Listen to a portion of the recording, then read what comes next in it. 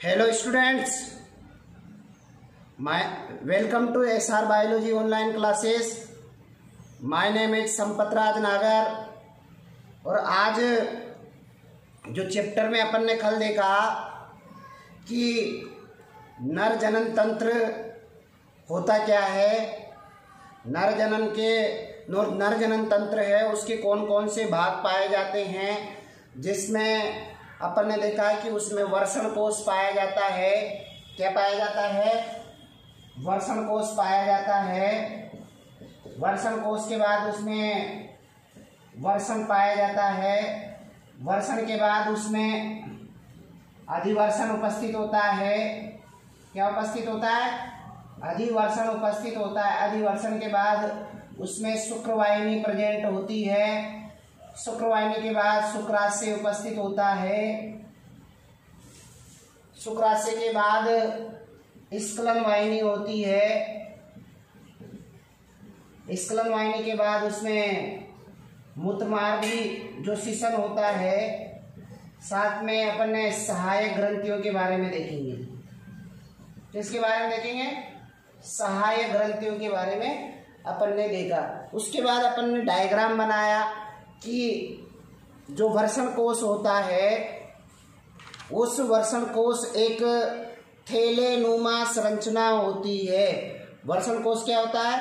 एक थैलेनुमा संरचना होती है और इस थैलेनुमा संरचना में वर्षण स्थित होते हैं। क्या स्थित होते हैं? वर्षण स्थित होते हैं। जो थैलेनुमा संरचना होती है उसमें वर्षण स्थित होते हैं और जो वर्षण होते हैं ना वो शरीर के तापमान से 2 से 2.5 डिग्री सेल्सियस उनका कम टेम्परेचर रहता है वर्षण कोश में। इस प्रकार से अपन ने क्या देखा और साथ में क्या देखा कि गुबर्नेकुलम क्या होता है? क्रिप्टोकाइडिज्म। क्रिप्टोकाइडिज्म गोपिक वर्षणता से मतलब है जब वर्षण उदर गुहा से बाहर नहीं निकले और परमानेंट ही उदर गुहा के अंदर रह जाए तो इस कंडीशन को अपन बोला जाता है उदर गोपिक वर्षणता। जिससे क्या होगा? इनमें शुक्र जनन की प्रक्रिया नहीं होगी। शुक्र जनन की प्रक्रिया नहीं होगी तो क्या होगा? शुक्राणु का निर्माण की प्रोसेस नहीं होगी। और अगला जो लास्ट कंसेप्ट अपन ने बताया कि वर्षण नाशन क्या होता है? सेस्ट्रेशन क्या होता है? सेस्ट्रेशन मतलब जो भी वर्षण थे उनको या तो शल्य क्रिया के द्वारा नष्ट कर देना या उनको काट देना, किसी भी उनको तोड़ देना। तो जिससे क्या होगा? जो वर्षण नाशन होगा तो हाँ उससे जो भी जंतु बनेगा वो आज्ञाकारी बनेगा, मेहनती बनेगा। इस प्रकार से अपन ने क्या देखा? जो वर्षण नाशन के बाद अपन देखते हैं जो वर्षण कोश लगभग कंप्लीट हो गया था। वर्षण कोश के बाद अपना जो पॉइंट आता है वो वर्षण आता है। क्या आता है? वर्षण कोश के बाद अपना पॉइंट आता है। सेकंड पॉइंट कौन सा आता है? टेस्टिस आता है। सेकंड पॉइंट कौन सा आता है? टेस्टिस आता है। जो टेस्टिस होते हैं वो कितने होते हैं? एक जोड़ी होते हैं। टेस्टिस कितने होते हैं भैया? एक जोड़ी होते हैं। टेस्टिस कितने होते हैं? 1 पेयर होता है। टेस्टिस क्या होते हैं? एक जोड़ी होते हैं। साथ साथ में ये क्या होते हैं? प्राथमिक लैंगिक अंग का काम करेंगे। किसका काम करेंगे? प्राथमिक लैंगिक अंग होते हैं। क्या होते हैं?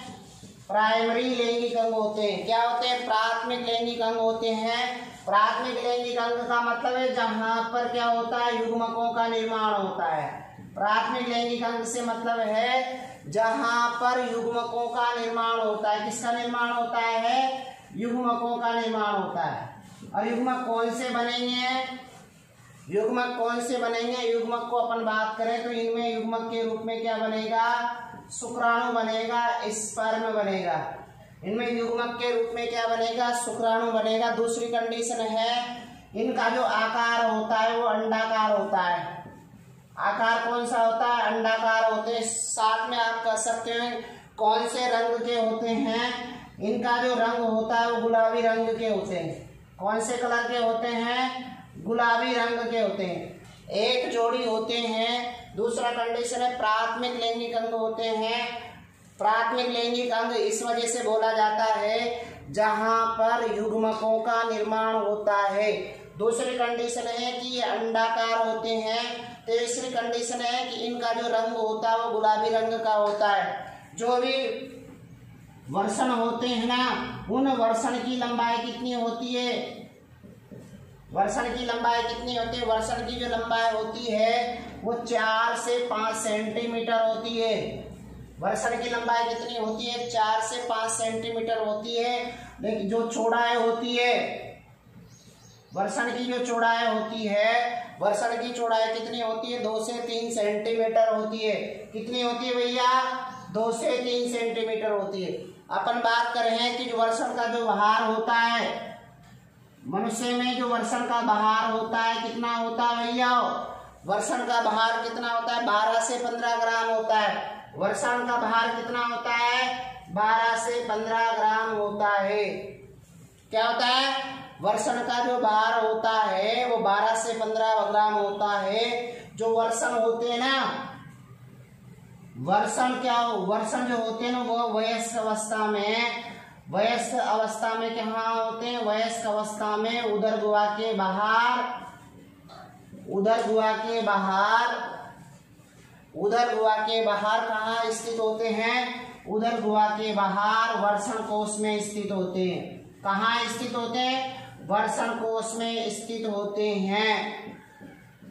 आए समझ में? उदर गुहा के बाहर वर्षण कोश में स्थित होते हैं। तो एक बार और रिवाइज कर लेते हैं कि जो वर्षण होते हैं, आप लैंग्वेज में भी लिख सकते हो, वर्षण एक जोड़ी होते हैं। क्या होते हैं? वर्षण एक जोड़ी होते हैं। यह नर मनुष्य के प्राथमिक लैंगिक अंग होते हैं। प्राथमिक लैंगिक अंग का मतलब है जहाँ युग्मकों का निर्माण होता है। दूसरी कंडीशन ये अंडाकार होते हैं, गुलाबी रंग के होते हैं। तीसरी कंडीशन है वर्षण की जो लंबाई होती है वो 4 से 5 सेंटीमीटर होती है। वर्षण की चौड़ाई कितनी होती है? 2 से 3 सेंटीमीटर होती है।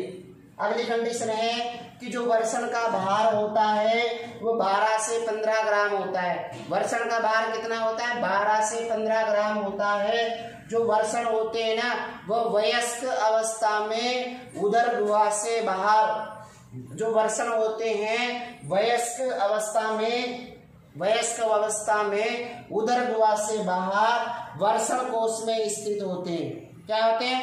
वर्षण कोश में स्थित होते हैं। लेकिन कुछ जंतु होते हैं, कुछ जंतु होते हैं जो परमानेंट ही, उनमें जो वर्षण होगा वो परमानेंट ही कहाँ पर रहेंगे? उदर गुहा में स्थित होंगे।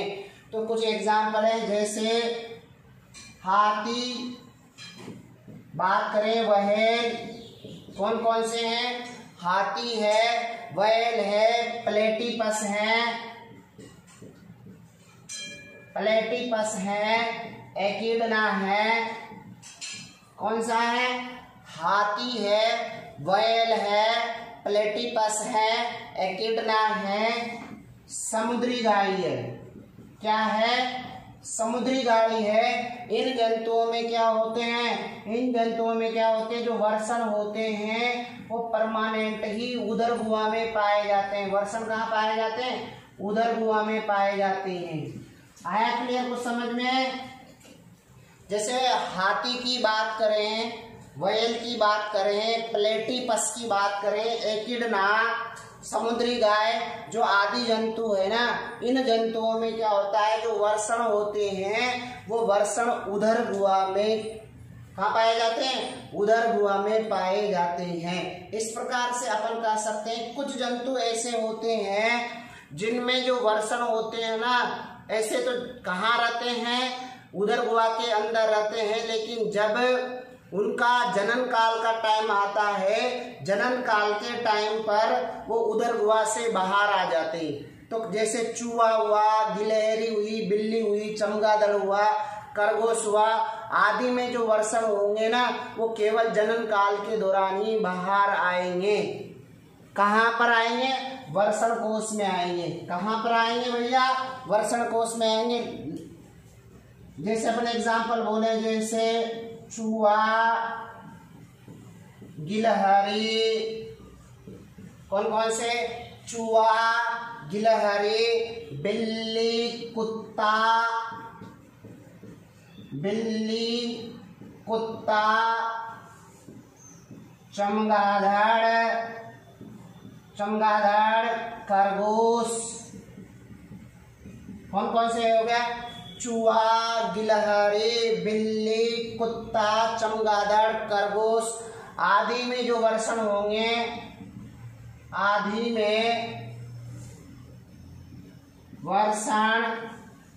में जो वर्षण होंगे वो केवल जनन काल के दौरान ही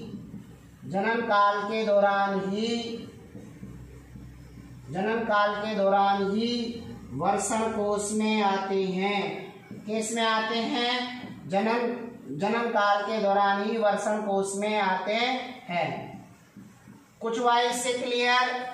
कुछ जब भी पहले अपन ने कुछ आंस देखे थे, जैसे हाथी हुआ, प्लेटिपस हुआ, उनमें तो हमेशा परमानेंट ही जो वर्षण होते हैं वो उदर गुहा में पाए जाते हैं। नर मनुष्य में जो वर्षण होते हैं वो हमेशा परमानेंट ही उदर गुहा के बाहर स्थित होते हैं, लेकिन जो प्लेटिपस एकिडना देखे उनमें हमेशा वर्षण उदर गुहा के बाहर उदर गुहा के अंदर पाए जाएंगे।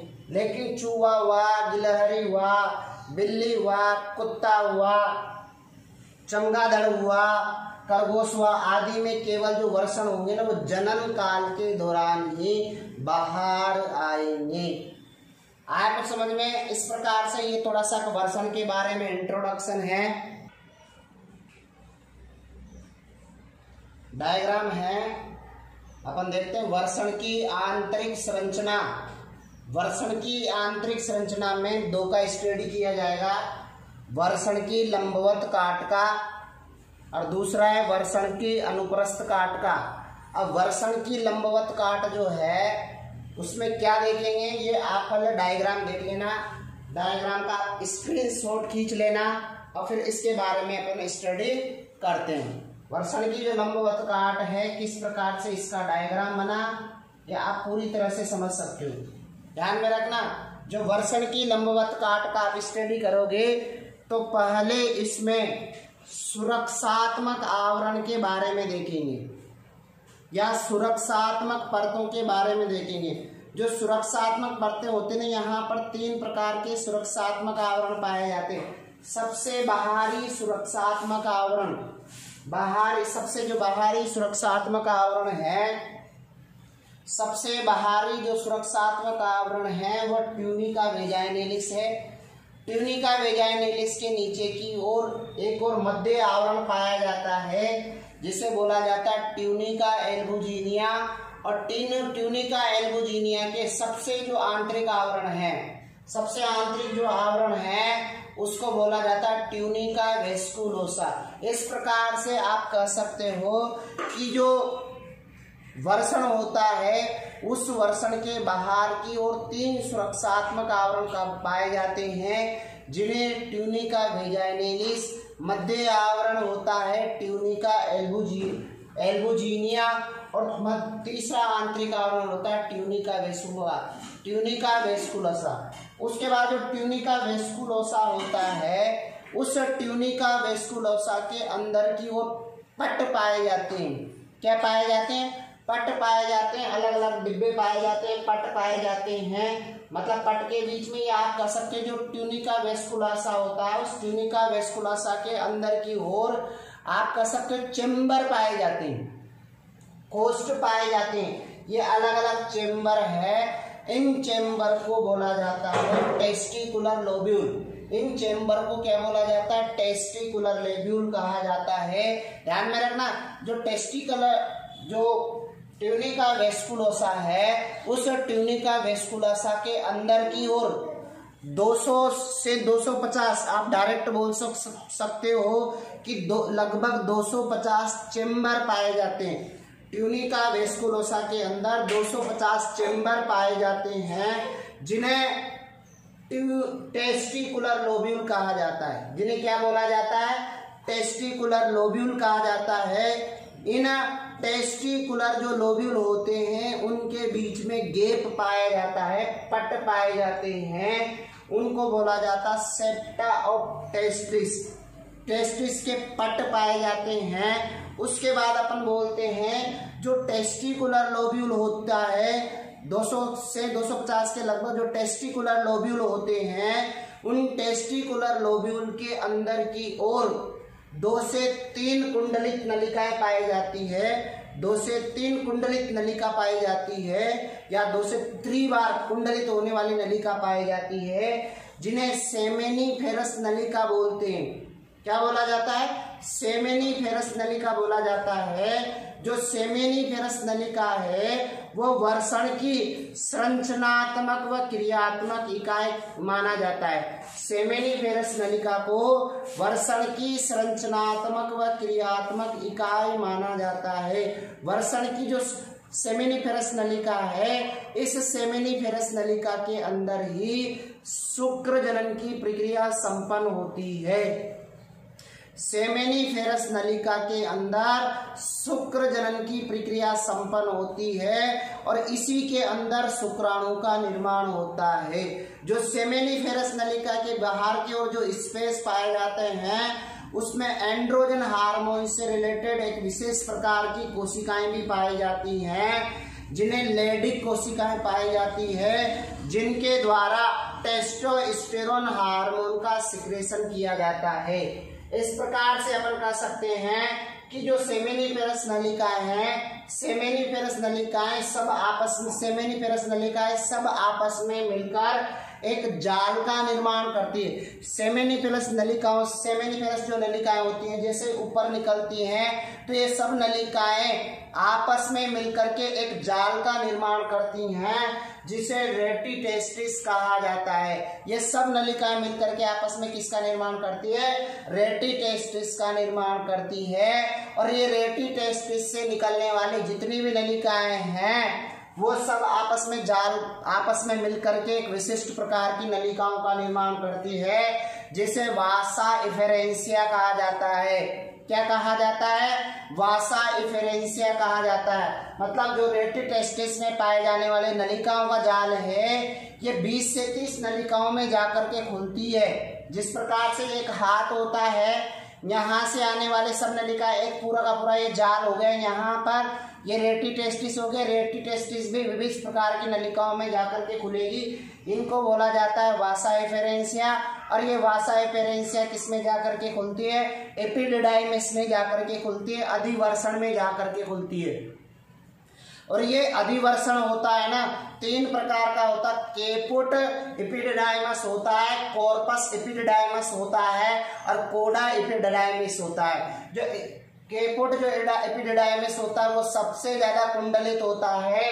कॉर्पस जो एपिडिडाइमिस होता है वो कम कुंडलित होता है और कोडा एपिडिडाइमिस बहुत कम कुंडलित होता है। और अपन कह सकते हैं कि जो अधिवर्षण होता है वो क्या करता है, जो टेस्टिस होता है उस पर कुंडलित फॉर्म में लिपटा रहता है। टेस्टिस जो होता है उस टेस्टिस के ऊपर कुंडलित फॉर्म में लिपटा हुआ रहता है।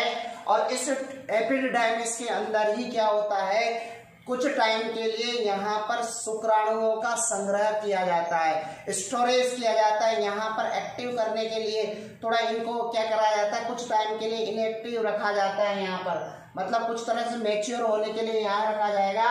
फिर जो कोडा एपिडिडाइमिस हैं वो आगे जाकर के किसमें जाकर के खुलता है? वासा डिफरेंस में या वास डिफरेंस में जाकर के खुलता है, जिसे क्या बोला जाता है? शुक्रवाहिनी बोला जाता है। तो थोड़ा मुझे लग रहा है कि कुछ समझ में आया होगा। तो इस डायग्राम को आप बनाना। बुक में तो इतना क्लियर नहीं दे रखा है, मैंने कोशिश करा है कि आपको अच्छा सा डायग्राम प्रोवाइड किया जाए। डायग्राम से समझ में आ रहा होगा। ये एलएस ऑफ टेस्टिस का डायग्राम है। सेकंड डायग्राम है अपना टेस्टिस का जो टीएस है, पहले अपन ने बनाया था LS of testis, mammalian testis. यहाँ पर TS of mammalian, TS of testis, यह मैमेलियन का टीएस का जो टेस्टिस है उसका टीएस है। तो आप इस डायग्राम में देखोगे कि यहाँ पर जो डायग्राम दिखा रखा है वो एक प्रकार से आपका जो पूरा का पूरा जो डायग्राम है, इसमें पूरा जो डायग्राम दे रखा है उसमें केवल और केवल आपने यहाँ पर पूरा जो होल डायग्राम है, ये पूरा जो गोल नलिकाकार संरचना है जिसे बोला जाता है सर्टोली कोशिकाएं। क्या बोला जाता है? सॉरी, इसको बोला जाता है सेमिनिफेरस नलिकाएं। तो ध्यान में रखना कि जो ये सिंगल है, एक सिंगल सेमिनिफेरस नलिका का अनुप्रस्थ काट है। ये और साइड में भी जो दे रखी है, इसका बना नहीं रखा, ये भी यहाँ पर ऐसे बना सकते हैं। मतलब आप कह रहे हो कि इसमें बहुत सारी हजारों सेमिनिफेरस नलिकाएं पाई जाती है। वो सेमिनिफेरस नलिकाएं जो होती है वो एक तरह से नलिका के रूप में ट्यूब लाइक स्ट्रक्चर है। जैसे अपन ने सेक्शन कटिंग काटी, तो सेक्शन कटिंग काटने के बाद जो सेमिनिफेरस नलिकाएं हैं वो किसमें पाई जाती है? संयोजी ऊतक में पड़ी रहती। संयोजी जो ऊतक होता है, उस संयोजी ऊतक में बाहर की ओर एक विशिष्ट प्रकार की कोशिकाएं, एक रक्तवाहिकाएं भी पाई जाती है। रक्तवाहिकाओं के साथ साथ एक अंतराली कोशिकाएं भी पाई जाती है। कौन सी कोशिकाएं पाई जाती है? अंतराली कोशिकाएं पाई जाती है। इन अंतराली कोशिकाओं को लेडिक कोशिकाएं कहा जाता है। और जो लेडी कोशिकाएं होती हैं, इन लेडी कोशिकाओं के द्वारा टेस्टोस्टेरोन, एंड्रोजन जैसे टेस्टोस्टेरोन हार्मोन का स्त्रवण होता है। जो लेडी कोशिकाएं होती है, जो अंतराली कोशिकाएं होती है, अंतराली का मतलब एक किसी स्पेस में पाई जाने वाली कोशिकाएं, एक स्पेस में, एक गैप में पाई जाने वाली जो कोशिकाएं वो अंतराली कोशिका, इंटरस्टिशियल सेल है। इनके द्वारा एंड्रोजन जैसे टेस्टोस्टेरोन हार्मोन का सिक्रेशन किया जाता है, संश्लेषण किया जाता है, जो नर मनुष्य में द्वितीयक गौण लैंगिक लक्षणों का विकास करेगा। मतलब नर में द्वितीयक गौण लैंगिक लक्षणों से संबंधित होता है। उसके साथ साथ आप जब टेस्टिस की आपने लंबा अनुप्रस्थ काट काटी, तो अनुप्रस्थ काट में क्या देखा? पूरा एक नलिकाएं दिखी। उन नलिकाओं में एक नलिका का अपन विस्तार से देखते हैं कि जो नलिका होगी सेमिनिफेरस नलिका, उसकी जो बाहर की परत होती है उसको बेसमेंट मेम्ब्रेन बोल सकते हो, आधारी परत बोल सकते हो। साथ साथ में उसको आप क्या बोल सकते हो? ट्यूनिका प्रोप्रिया भी कहा जाता है। जो आंतरिक, जो आपकी जो सेमिनिफेरस नलिकाएं हैं, उस सेमिनिफेरस नलिकाओं में दो कोशिकाओं का आवरण पाया जाता है। दो कोशिकाओं का आवरण पाया जाता है, दो प्रकार की कोशिकाओं का आवरण पाया जाता है। फर्स्ट प्रकार की जो कोशिका है उसको बोला जाता है जनन उपकला। फर्स्ट प्रकार की जो कोशिका है वो जनन उपकला है। जनन उपकला से मतलब ये जनन से संबंधित काम करेगी। दूसरी जो कोशिकाएं होती है उनको बोला जाता है सरटोली कोशिकाएं। जो सरटोली कोशिकाएं खंभाकार कोशिका होती है, नर्स कोशिकाएं होती है, सपोर्टिव सेल होती है, जो शुक्राणु को पोषण प्रदान का भी काम करती है, उसको शुक्राणु को आधार प्रदान, बेस भी प्रोवाइड करने का काम करती है। तो सरटोली कोशिका एक मेन कोशिका काम, मतलब सरटोली कोशिका एक प्रकार से पोषक कोशिका की तरह काम करने का काम करती है। तो सरटोली कोशिका और जनन उपकला दो प्रकार की कोशिकाएं जर्मिन इसमें प्रेजेंट होती है। सेमिनिफेरस जो नलिकाएं होती है, सेमिनिफेरस जो ट्यूब्यूल्स होती है, उसमें दो प्रकार की कोशिकाएं पाई जाती है। एक तो जनन उपकला पाई जाती है, सेकंड इज सरटोली कोशिकाएं पाई जाती है। इस प्रकार से जो जनन उपकला है, इस जनन उपकला में पहले माइटोसिस डिवीजन होगा, मल्टीप्लिकेशन डिवीजन होगा, जिसके फलस्वरूप अनेक कोशिकाओं का निर्माण होगा, जिससे स्पर्मेटोगोनिया का निर्माण होगा। इन स्पर्मेटोगोनिया में क्या होगा? समसूत्री विभाजन होगा। पहले जर्मिनल एपिथेलियम से स्पर्मेटोगोनिया बनेगा, स्पर्मेटोगोनिया में समसूत्री विभाजन होगा, जिसके फलस्वरूप कोशिकाओं का निर्माण होगा, जिन्हें प्राइमरी स्पर्मेटोसाइट कहा जाता है। अब इन प्राइमरी जो स्पर्मेटोसाइट है, इन प्राइमरी स्पर्मेटोसाइट में ग्रोथ होगी। ग्रोथ होने के बाद ये प्राइमरी स्पर्मेटोसाइट बना लेंगे। उसके बाद इनमें अर्धसूत्री विभाजन होगा। प्राइमरी स्पर्मेटोसाइट में अर्धसूत्री विभाजन होगा, जिसके फलस्वरूप सेकेंडरी स्पर्मेटोसाइट का निर्माण होगा। सेकेंडरी स्पर्मेटोसाइट में फिर अर्धसूत्री विभाजन सेकेंड होगा, जिसके फलस्वरूप स्पर्मेटिड का निर्माण होगा। तो अर्धसूत्री विभाजन के फलस्वरूप यहाँ पर एक स्पर्मेटिड बनता है, गोलाकार संरचना बनती है। इस शुक्राणु डायरेक्ट नहीं बनता, जो स्पर्मेटिड होता है उस स्पर्मेटिड में शुक्र कायांतरण की प्रोसेस होगी। शुक्र कायांतरण की प्रोसेस के द्वारा स्पर्मेटिड स्पर्म में कन्वर्ट होगा। स्पर्मेटिड किस में कन्वर्ट होगा? स्पर्म में कन्वर्ट होगा। इस प्रकार से आप कह सकते हो इसकी जो संयोजी उत्तक है, संयोजी उत्तक में एक विशिष्ट प्रकार की नलिकाएं पाई जाती है जिन्हें सेमिनिफेरस नलिकाएं बोला जाता है। सेमिनिफेरस नलिकाओं में दो प्रकार की कोशिकाएं पाई जाती है जिन्हें आप कह सकते हो जनन उपकला और एक सर्टोली कोशिका। सर्टोली कोशिका शुक्राणु को पोषण प्रदान करती है, नर्स कोशिकाएं होती है, न्यूट्रिटिव सेल्स होती है, सपोर्ट प्रोवाइड करने का काम करती है। दूसरी सेल जनन उपकला होती है। जनन उपकला या जो जर्मिनल एपिथेलियम होती है, इसमें विभाजन होता है, समसूत्री विभाजन होता है, गुणन होता है। गुणन के दौरान इससे स्पर्मेटोगोनिया का फॉर्मेशन होगा। जो स्पर्मेटोगोनिया है उनमें क्या होगा? समसूत्री विभाजन होगा, जिसके फलस्वरूप प्राइमरी स्पर्मेटोसाइट बनेगा। प्राइमरी स्पर्मेटोसाइट में मियोसिस होगा, स्पर्मेटिड बनेगा और सेकेंडरी स्पर्मेटोसाइट बनेगा।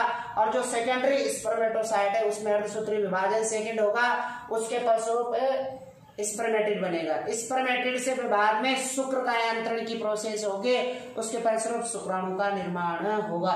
इस प्रकार से ये डायग्राम दे रखा है। इसमें कोई डाउट हो तो आप कमेंट में लिख करके भेज सकते हो। थोड़ा अपने इससे रिलेटेड थोड़ा फ्लो चार्ट बना लेते हैं। फ्लो चार्ट में पूरा का पूरा आ जाएगा कौन क्या चीज प्रेजेंट होती है। आप ध्यान में रखना,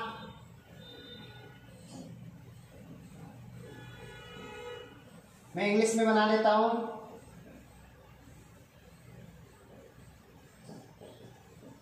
स्क्रोटम होता है, स्क्रोटम को आप क्या बोला जाता है? वर्षण कोश बोला जाता है। स्क्रोटल से वर्षण कोश बोला जाता है। इस वर्षण कोश के अंदर क्या प्रेजेंट होता है? टेस्टिस प्रेजेंट होता है। और बात करें कि जो टेस्टिस होता है उस टेस्टिस के अंदर क्या प्रेजेंट होता है? टेस्टिकुलर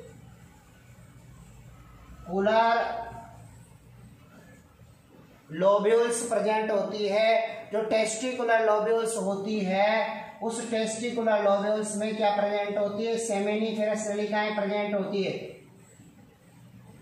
सेमिनिफेरस नलिकाएं प्रेजेंट होती है। और जो सेमिनिफेरस नलिकाएं हैं उनमें दो प्रकार की कोशिकाएं पाई जाती है। सेमिनिफेरस नलिकाओं में दो प्रकार की कोशिकाएं पाई जाती हैं जिन्हें आप बोल सकते हो जर्मिनल एपिथेलियम, जनन उपकला उत्तक। क्या प्रेजेंट होती है? जर्मिनल एपिथेलियम, जनन उपकला उत्तक प्रेजेंट होता है। दूसरी कोशिकाएं होती है सर्टोली कोशिकाएं। दूसरी प्रकार की कोशिकाएं कौन सी होती है? सर्टोली कोशिकाएं होती है। सर्टोली कोशिकाएं क्या करती है? शुक्राणु को पोषण प्रोवाइड करने का काम करते हैं। न्यूट्रिशन ऑफ स्पर्म, शुक्राणु को पोषण प्रदान करने का काम करती है। शुक्राणु को पोषण प्रदान करती है। उसके बाद क्या होगा? जो जर्मिनल एपिथेलियम होती है, जर्मिनल एपिथेलियम 2n होती है। इस जर्मिनल एपिथेलियम्स के द्वारा स्पर्मेटोगोनिया का निर्माण होता है। किसका निर्माण होता है? स्पर्मेटोगोनिया का निर्माण होता है। और स्पर्मेटोगोनिया में क्या होता है? माइटोसिस होता है, समसूत्री विभाजन होता है। और समसूत्री विभाजन के फलस्वरूप इससे क्या बनता है? प्राइमरी स्पर्मेटोसाइट बनेगा। क्या बनेगा? प्राइमरी स्पर्मेटोसाइट बनेगा। और इस प्राइमरी स्पर्मेटोसाइट में क्या होगा? मियोसिस होगा। प्राइमरी स्पर्मेटोसाइट में क्या होगा? मियोसिस होगा। अर्धसूत्री विभाजन फर्स्ट होगा, जिसके फलस्वरूप सेकेंडरी स्पर्मेटोसाइट बनेगा। क्या बनेगा? सेकेंडरी स्पर्मेटोसाइट बनेगा। और इस सेकेंडरी स्पर्मेटोसाइट में क्या होगा? वापस मियोसिस फर्स्ट इधर हुआ, अब होगा मियोसिस सेकेंड। और जो मियोसिस सेकेंड होता है, मियोसिस सेकेंड होता है, उसके फलस्वरूप स्पर्मेटिड बनता है। क्या बनता है? स्पर्मेटिड बनता है। और जो स्पर्मेटिड होता है उस स्पर्मेटिड में क्या होता है? शुक्र कायांतरण होता है। स्पर्मेटिड में क्या होता है? शुक्र कायांतरण होता है। स्पर्मेटिड में क्या होगा, शुक्र कायांतरण की प्रोसेस होगी, जिसके फलस्वरूप शुक्राणु का निर्माण होगा। किसका निर्माण होगा, शुक्राणु का निर्माण होगा, जिसे आप स्पर्म कह सकते हो। ध्यान में रखना, स्पर्म बनेगा। यहाँ पर भी 2n है, यहाँ पर भी 2n है। जैसे मियोसिस हुआ तो यहाँ पर n, यहाँ पर n और यहाँ पर n। इस प्रकार से जर्मिनल एपिथेलियम में स्पर्म का प्रोडक्शन होगा। किसका प्रोडक्शन होगा, स्पर्म का प्रोडक्शन होगा। हो गया, स्पर्म का प्रोडक्शन होगा। स्पर्म का जैसे प्रोडक्शन हो जाएगा तो प्रोडक्शन के फलस्वरूप क्या होगा, ध्यान में रखना, जो सेमिनिफेरस ट्यूब्यूल्स है, सेमिनिफेरस ट्यूब्यूल्स किसमें जाकर के खुलेगी, सेमिनिफेरस जाकर के खुलते रेटी टेस्टिस में। सेमिनिफेरस नलिका किसमें खुलती है, रेटी टेस्टिस में जाकर के ओपन होती है। रेटी टेस्टिस किसमें जाकर के ओपन होता है, वासा एफेरेंसिया में, वासा एफेरेंसिया में ओपन होता है। वासा एफेरेंसिया कौन से एपिडिडाइमस में खुलता है, पहले केपुट एपिडिडाइमस में ओपन होगा। केपुट किसमें ओपन होगा, कॉर्पस में ओपन होगा। कॉर्पस एपिडिडाइमस किसमें ओपन होगा, कोडा एपिडिडाइमस में ओपन होगा। कोडा एपिडिडाइमस, कोडा एपिडिडाइमस में होगा। कोडा जो एपिडिडाइमस है वो जाकर के ओपन होगा वास डिफरेंस में।